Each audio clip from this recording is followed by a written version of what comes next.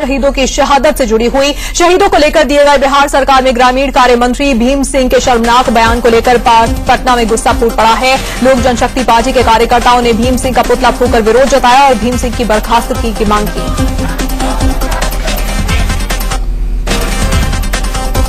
मौके की नजाकत को भांपते हुए बिहार के सीएम नीतीश कुमार मीडिया के सामने आए और अपने मंत्री भीम सिंह के बयान पर अफसोस जताया।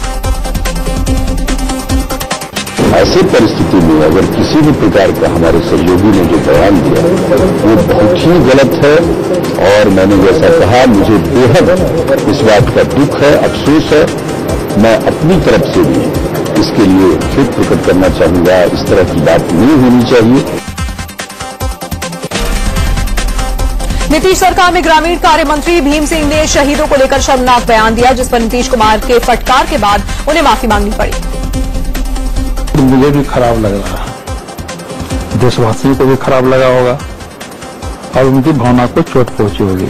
लिहाजा मैं उस पूरे घटनाक्रम के लिए और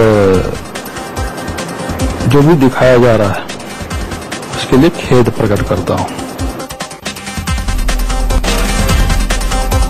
इससे पहले बिहार सरकार में ग्रामीण कार्य मंत्री भीम सिंह ने शहीदों की शहादत का मजाक उड़ाते हुए कहा था कि सेना और पुलिस में लोग शहीद होने के लिए ही आते हैं। जवान तो शहीद होने के लिए होते हैं ना, सेना में और पुलिस में नौकरी क्यों होती है? आप थोड़ी शहीद होइएगा, शहादत के लिए ही जाते हैं। उनका ये है, भावना उसकी है। के शव पटना पहुंचने पर सरकार का कोई मंत्री एयरपोर्ट पर नहीं पहुंचा। इसी बाबत जब मंत्री जी से सवाल पूछा गया तो उन्होंने पत्रकारों से बेतुका सवाल कर दिया। बिहार सरकार में मंत्री भीम सिंह ने अपने बयान पर माफी मांग ली, लेकिन उनके बयान के बाद राजनीति गर्मा गई है। बीजेपी ने उनके बयान को दुर्भाग्यपूर्ण बताया है। देश नतमस्तक होकर के सलाम कर रहा है, उनका सम्मान कर रहा है और कुछ लोग इस तरह की भाषा करके उनकी शहादत का अपमान कर रहे हैं। ये दुर्भाग्यपूर्ण है। इससे पहले पुंछ में शहीद जवानों के पार्थिव शरीर जब पटना पहुंचे तो वहां प्रदेश सरकार का कोई भी मंत्री मौजूद नहीं था। मुख्यमंत्री नीतीश कुमार ने इन शहीदों के लिए 10 लाख के मुआवजे की घोषणा तो कर दी, लेकिन उनके मंत्रियों ने एयरपोर्ट जाकर शहीदों के अंतिम दर्शन तक की जहमत नहीं उठाई। आरजेडी सुप्रीमो लालू प्रसाद यादव ने बिहार सरकार के मंत्रियों के एयरपोर्ट न पहुंचने पर नीतीश सरकार पर हमला बोला है। हमने ये सुना कि बिहार सरकार का मुखिया दिल्ली में और एक भी आदमी, नुमाइंदा भी आदमी, वहाँ कोई भी आदमी नहीं गया फूल माला चढ़ाने। वो तो घाट की बात तो दूर रही। ये बहुत बुरा है। शहीदों को श्रद्धांजलि देने के लिए एयरपोर्ट न पहुंचने को लेकर बीजेपी सांसद राजीव प्रताप रूडी ने नीतीश सरकार पर तीखा हमला बोला। इतनी संवेदनहीनता क्या इस व्यवहार से अपने मतदाताओं को संवाद देने के लिए क्या बिहार के मुख्यमंत्री पाकिस्तान से करीब देखना चाहते हैं? पाकिस्तान के आतंकवादियों से करीब देखना चाहते हैं कि जो अपने शहीदों को सलाम करने नहीं पहुंचे? इससे पहले शहीदों का पार्थिव शरीर जब पटना एयरपोर्ट पहुंचा तो बीजेपी के नेता वहां मौजूद थे। सुशील मोदी, अश्विनी चौबे के साथ गिरिराज सिंह ने जवानों को श्रद्धांजलि दी। पुंछ में शहीद हुए बिहार रेजिमेंट के 4 जवानों का पार्थिव शरीर पटना एयरपोर्ट पर बुधवार की रात पहुंचा तो पूरा माहौल गमगीन हो गया। सेना के वरिष्ठ अधिकारियों, जवानों और पटना एसएसपी ने शहीदों को श्रद्धांजलि दी। सीमा पर शहीद हुए जवान प्रेमनाथ सिंह का छपरा के सिमरिया घाट पर पूरे राजकीय सम्मान के साथ अंतिम संस्कार कर दिया गया। सेना के जवानों और बिहार पुलिस के जवानों ने शहीद को सलामी दी। भारत पाक सीमा पर शहीद जवान शंभू शरण राय पंचतत्व में विलीन हो गए। बिहार के आरा जिले के रहने वाले शहीद शंभू शरण को उनके 3 साल के बेटे ने मुखाग्नि दी। शहीद के अंतिम संस्कार के वक्त मौजूद लोगों की आंखें नम हो गईं। दानापुर के शहीद विजय कुमार राय का भी राजकीय सम्मान के साथ अंतिम संस्कार किया गया। बिहार रेजिमेंट की 21वीं बटालियन के जवान विजय कुमार राय को नम आंखों से अंतिम विदाई दी गई। उधर महाराष्ट्र के कोल्हापुर के पिंपल गांव में शहीद पुंडालिक केरबा का अंतिम संस्कार आज के सम्मान के साथ किया गया। इस मौके पर महाराष्ट्र सरकार के कई मंत्री मौजूद रहे। आखिरकार रक्षा मंत्री ए के एंटनी ने मान लिया है कि भारतीय सेना पर आतंकवादियों ने नहीं बल्कि पाकिस्तानी सैनिकों ने हमला किया था। संसद में बयान देते हुए एंटनी ने कड़े लहजे में पाकिस्तान को चेतावनी देते हुए कहा कि पाकिस्तान भारत के सब्र का इम्तिहान न ले। लोकसभा में नेता विपक्ष सुषमा स्वराज ने रक्षा मंत्री के बयान पर कहा कि वो देर आए लेकिन दुरुस्त आए। मैं आभार व्यक्त करती हूँ रक्षा मंत्री के प्रति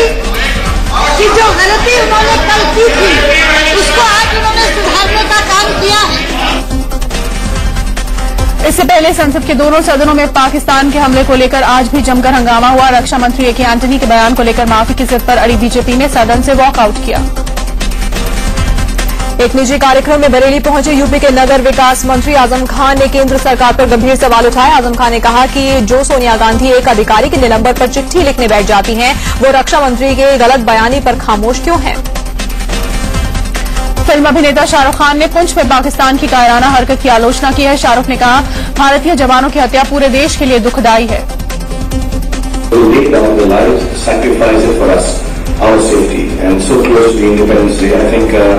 It's a personal loss to every Indian, and it's a mournful and sad moment.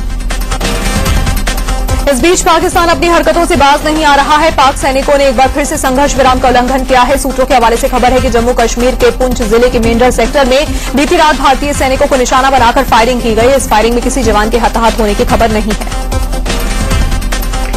इस बीच पाकिस्तान के हमले के खिलाफ विरोध प्रदर्शन जारी है। हरियाणा के करनाल में लोगों ने जोरदार प्रदर्शन किया। यहां राष्ट्रीय सैनिक संघ के बैनर तले भूतपूर्व सैनिकों के साथ सैकड़ों लोगों ने मार्च निकाला और उपायुक्त को ज्ञापन सौंपा। हरियाणा के मेवात में पाकिस्तान के खिलाफ लोगों ने जोरदार प्रदर्शन किया। यहां सैकड़ों लोग जमा हुए और नापाक हरकतों के लिए पाकिस्तान का पुतला फूंका। अहमदाबाद में पाकिस्तान के खिलाफ जमकर प्रदर्शन हुआ। भारतीय जनता युवा मोर्चा के कार्यकर्ताओं ने पाकिस्तान के खिलाफ नारेबाजी करते हुए मांग की कि सरकार जल्द से जल्द पाकिस्तान को मुंह तोड़ जवाब दे। आय से अधिक संपत्ति के मामले में बीएसपी सुप्रीमो मायावती को सुप्रीम कोर्ट से बड़ी राहत मिल गई है। सर्वोच्च अदालत ने मायावती के खिलाफ आय से अधिक संपत्ति के मामले को निरस्त करने के उसके आदेश पर दायर रिव्यू पिटीशन को खारिज कर दिया है।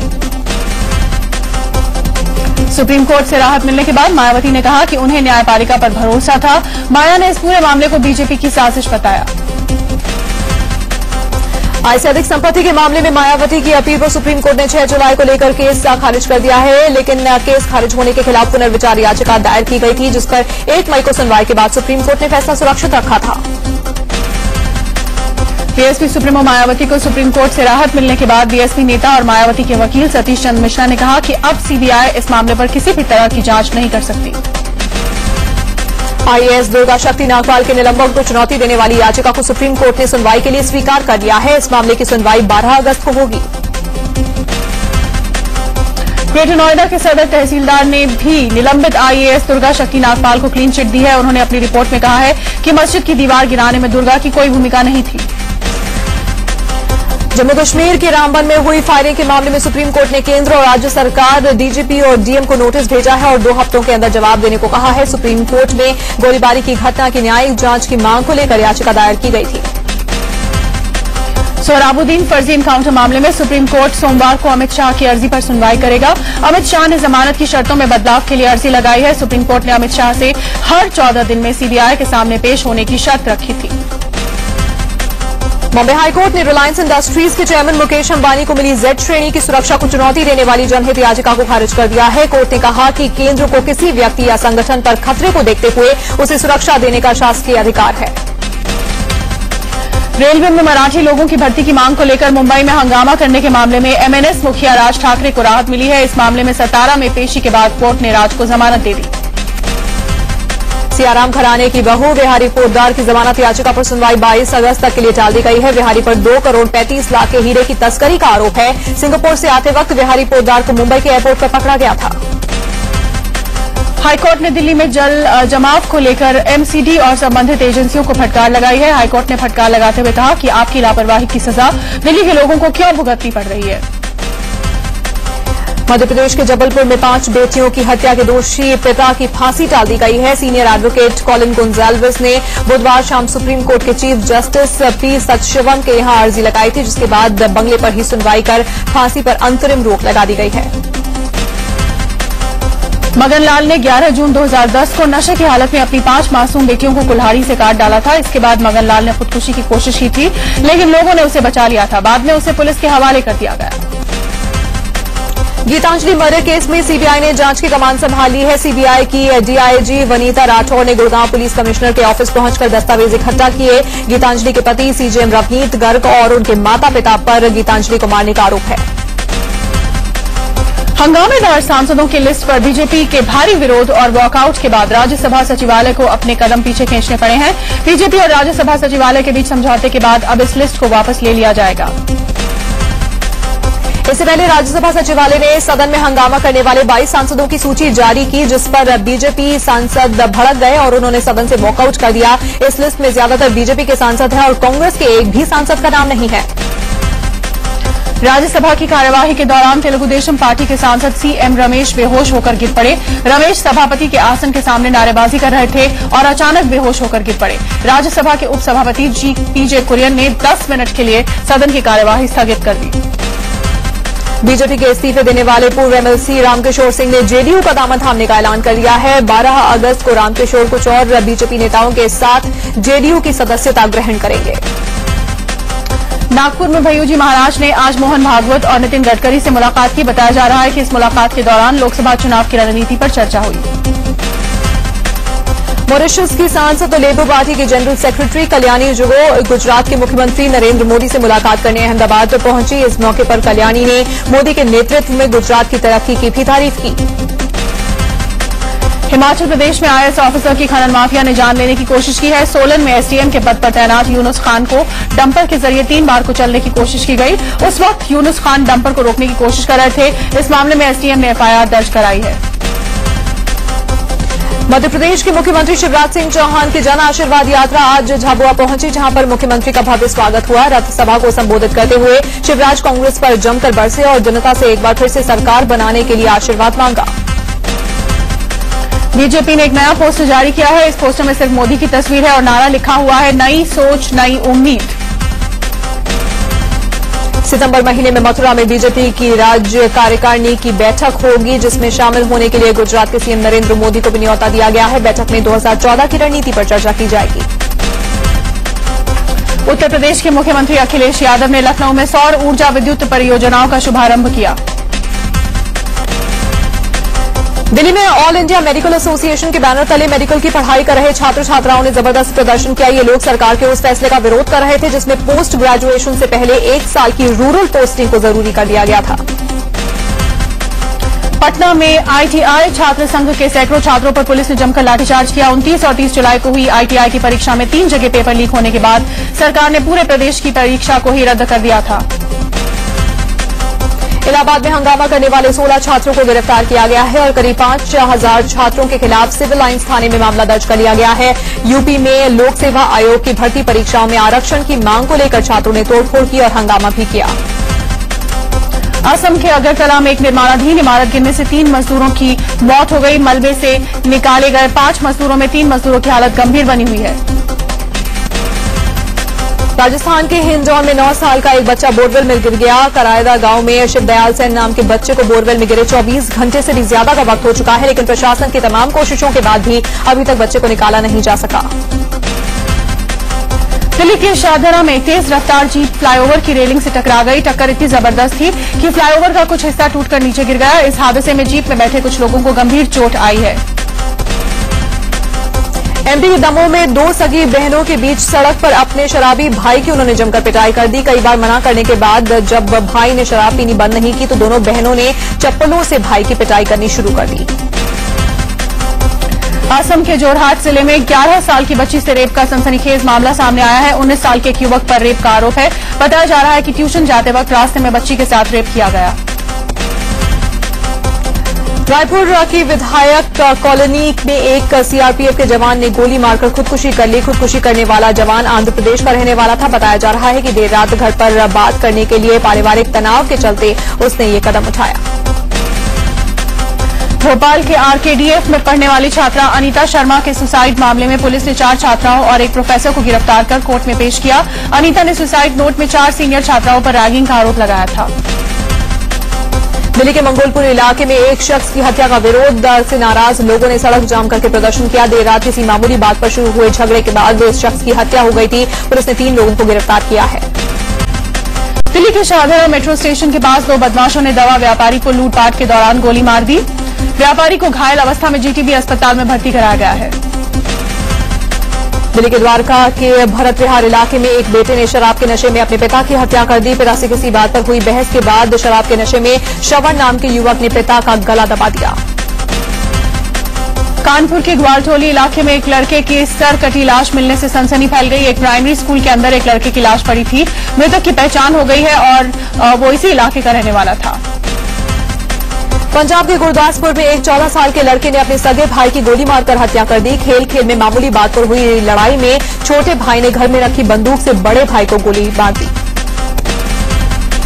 दिल्ली के दिलशाद गार्डन इलाके में 7 साल के एक बच्चे की करंट लगने से मौत हो गई है। शिवम नाम के इस बच्चे को करंट एक दुकान में लगे लोहे की पाइप छूने से लगी थी। कन्नौज की जिला जेल में एक कैदी के खुदकुशी के बाद कैदियों का हंगामा थमता नजर नहीं आ रहा है। कैदी बैरक की छत पर चढ़कर डिप्टी जेलर को सस्पेंड करने की मांग कर रहे हैं।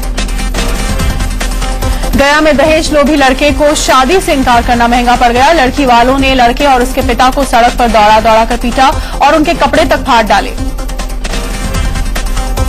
बिलासपुर कटनी रूट पर बुधवार देर रात एक मालगाड़ी के 27 डिब्बे पटरी से उतर गए। बताया जा रहा है कि ब्रेक फेल होने की वजह से यह हादसा हुआ। इस हादसे की वजह से इस रूट पर ट्रेनों की आवाजाही रोकनी पड़ी।